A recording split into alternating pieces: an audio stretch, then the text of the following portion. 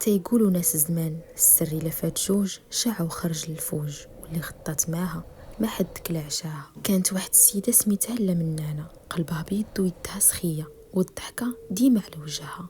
واحد المره خيطت قفطان جوهره، ما شاف واحد وقالت لصحاباتها وجيرانها يا ناري لو كانت تشوفوا قفطاني كيف جا والذهب اللي شريت معاه وكيفاش الراجل فرح بيا. جا نهار العرس ونهار العراضه، منانه لبست وزينت، ولكن غير دخلت للمجمع تعكلت في طرف قفطانها وتقطع الثوب وطاح العقد وتشتت الذهب، ورجعت لدارها بالدموع في عينيها والصداع مع الراجل بلا سبب.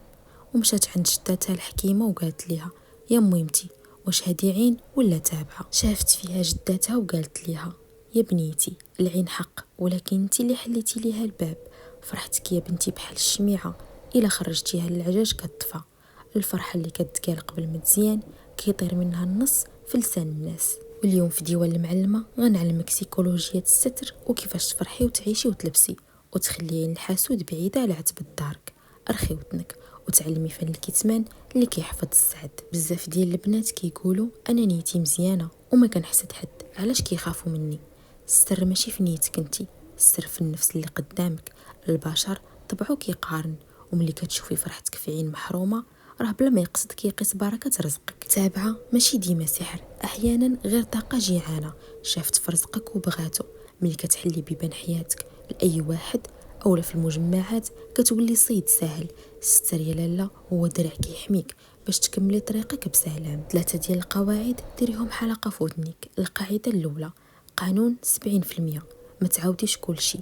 الا نجحتي قولي الحمد لله غاديه الامور، الا شريتي قولي رزق الله واسع. خلي ديما 30% من حياتك منطقه محرمه ما يعرفها حد. هاد الغموض كيحمي البركه من لسان البشر. القاعده الثانيه رد جمرة الحسود بالعسل. الا سولك منين ليك هادشي او تبارك الله سعدك عالي، ما تجاوبيش بالتباهي، جاوبي بذكاء. الله يرزقنا ويرزقكم من فضله، راه كلشي بالتيسير والصبر. هاد الجواب كيطفي نار المقارنه في قلب اللي قدامك ويبرد الجمره. اما القاعده الثالثه استمتعي في الخفاء.